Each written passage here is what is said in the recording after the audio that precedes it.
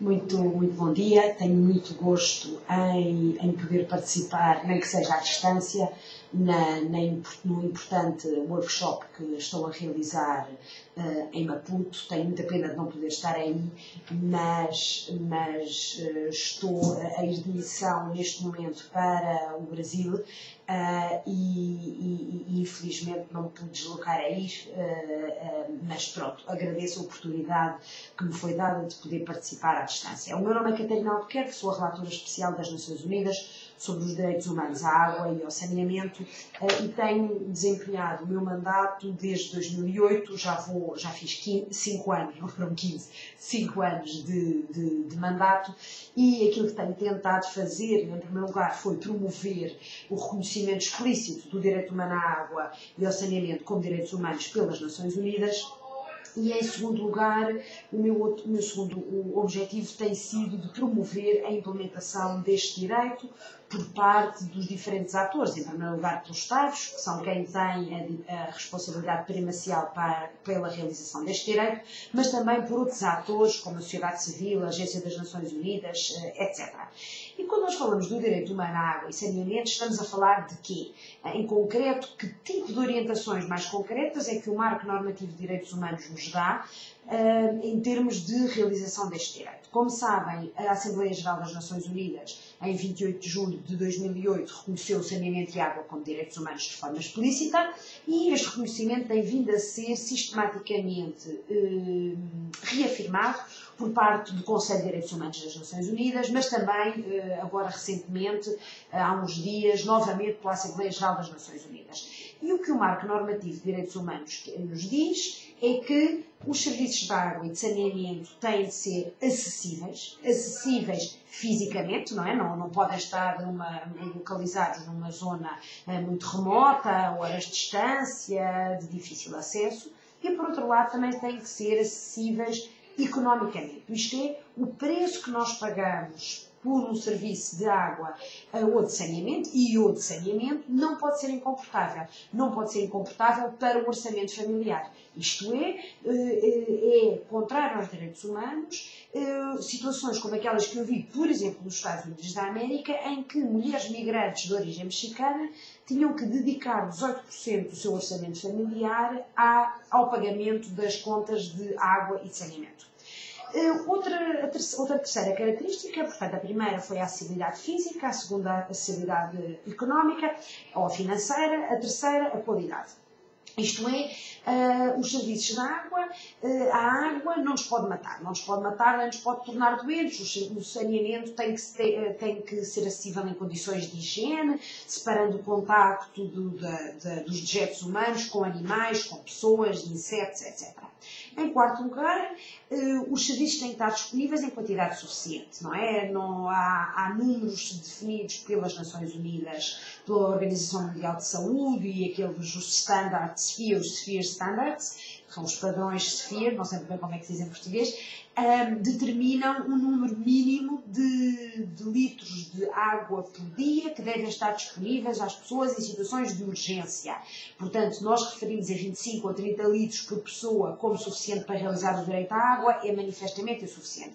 Mas eu diria que qualquer coisa como entre 50 e 100 litros seria uma quantidade relevante, suficiente para esgotar plenamente as necessidades a nível de ingestão de água para beber, para cozinhar, para a higiene pessoal e para a higiene doméstica. E, finalmente, o último critério de direitos humanos é o da aceitabilidade.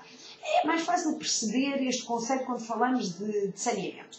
Por exemplo, a solução de saneamento que seja encontrada tem que ser aceitável para a comunidade em termos culturais. Eu vou dar outro exemplo. Eu estive em missão em Kiribati, em Tuvalu, 2 ilhas no Pacífico, que são 2 países, Estados-membros das Nações Unidas. E nos dois, a União Europeia tinha promovido a instalação de saneamento ecológico.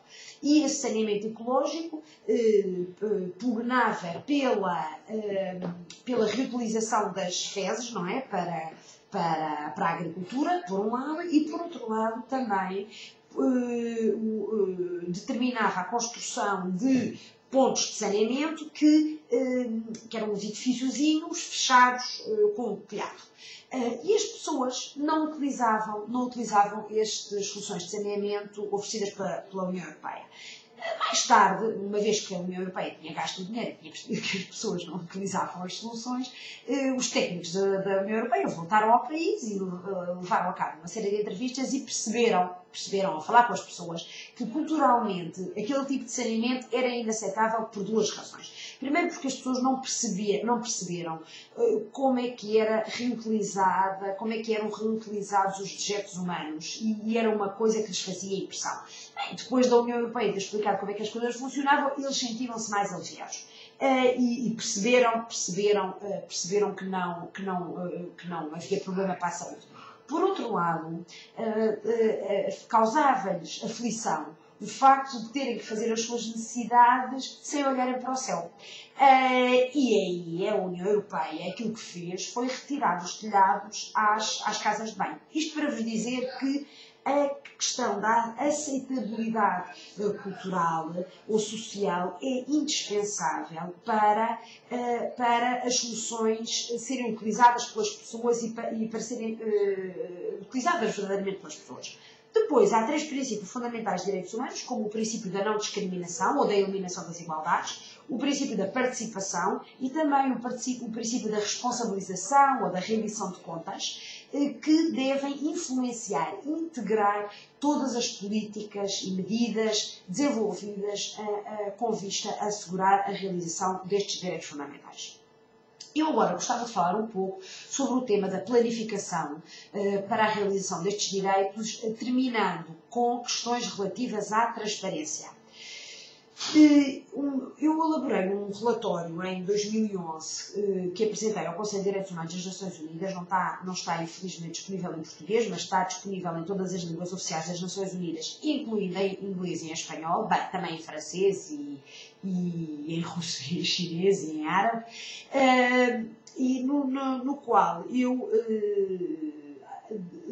delineio algumas dos passos fundamentais na planificação para o água e para o saneamento, planificação essa que tenha em conta os direitos humanos. Em primeiro lugar, tem que levar a cabo, como sabem, um exercício de avaliação e diagnóstico. O que é que eu quero dizer? Quero dizer que se deve levar a cabo, em primeiro lugar, uma análise profunda da situação do país. Por exemplo, em 2001, o governo do Bangladesh realizou, com esse objetivo, uma conferência chamada Bangla-Sun, para a qual convidou cerca de 700 pessoas, tanto representantes do governo como da sociedade civil, ONGs, profissionais, deputados, etc. E a ideia foi precisamente conseguir uma ampla discussão relativamente à situação do acesso ao saneamento do país. Levaram também a cabo um censo do saneamento para detectar deficiências e para preparar o dito custo plano de ação.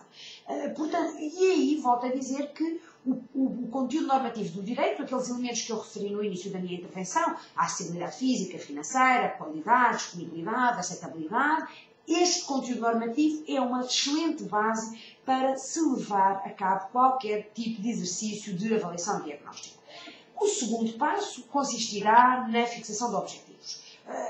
Do ponto de vista de direitos humanos, é óbvio que o objetivo final terá de ser o da cobertura universal. Agora, claro que esta cobertura universal poderá ser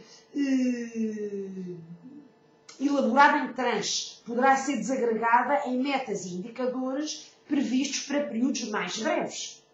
E o horizonte temporal desse objetivo final de acesso universal, obviamente que a data, não é, desse objetivo final irá variar de país para país. Os objetivos a fixar devem ser, por um lado, ambiciosos, por outro lado, devem também ser realistas. Poderíamos, por exemplo, olhar para a tendência verificada nos últimos 10 anos em matéria de acesso à água e saneamento num determinado país e projetar e fazer uma projeção para os próximos 10 anos com base no ritmo de progresso dos últimos 10. Por exemplo, poderia-se fazer isso. Se me perguntam, isto está em consonância com direitos humanos? Provavelmente não estará. Provavelmente não estará porque aquilo que nós sabemos é que em geral não se tem investido o suficiente nem para a água, muito menos para saneamento. e como os direitos humanos determinam que devem ser investidos o máximo dos recursos disponíveis, muito provavelmente com uma projeção destas não estaremos a afetar o máximo dos recursos disponíveis para a água e para o saneamento. Portanto, objetivos realistas, mas ambiciosos. Obviamente que vão depender de país para país. E metas e indicadores, obviamente. Em terceiro lugar, a formulação e aplicação de medidas adequadas. Isto é, com base nestas medidas, devem ser calculadas quais as ações necessárias para alcançar as metas em termos de recursos financeiros, humanos, institucionais e outros. Os direitos humanos não prescrevem medidas específicas, mas determinam que objetivos devem ser alcançados e que esses mesmos objetivos devem estar em consonância com as normas de direitos humanos. E as medidas mais apropriadas, volto a dizer, vão depender das circunstâncias específicas de cada país. Em quarto lugar, monitorização e avaliação. É indispensável que no fim de cada prazo para o alcance de uma determinada meta ou de um determinado objetivo, que sejam avaliados os progressos, que sejam identificadas as dificuldades, os desafios e os gargalos ou bottlenecks. Devem ser elaborados relatórios periódicos de progresso e, obviamente, que para a elaboração de bons relatórios os Estados devem desenvolver indicadores adequados. Agora, para pôr em pé estas etapas que eu referi, de boa planificação para os direitos à água e saneamento, quais serão os fatores de sucesso? Na minha opinião, eu vejo 4 fatores de sucesso.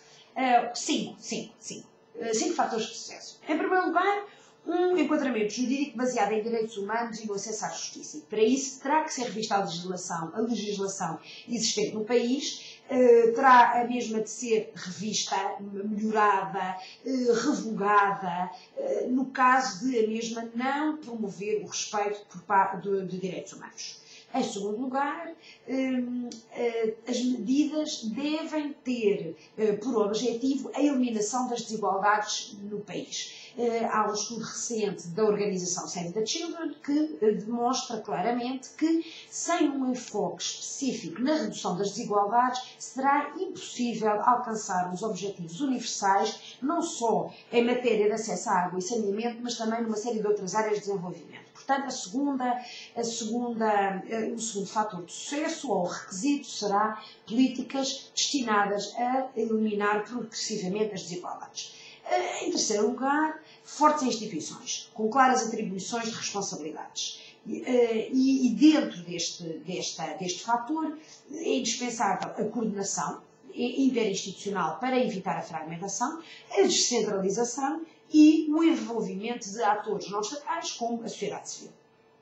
Em terceiro lugar, assegurar o financiamento adequado, o máximo de recursos disponíveis e o seguimento dos gastos. Já vou falar um pouquinho mais sobre isto. Em quarto lugar, a participação e a transparência. O processo de desenvolvimento do Plano Nacional deve ser transparente, deve assegurar uma participação livre, ativa e significativa da sociedade civil. Este processo de participação deve ir além da mera e simples partilha de informação ou de consultas públicas superficiais, dando antes reais oportunidades de influenciar o processo de planeamento. Quando falamos de transparência, eu lembro-me também da importância da orçamentação transparente.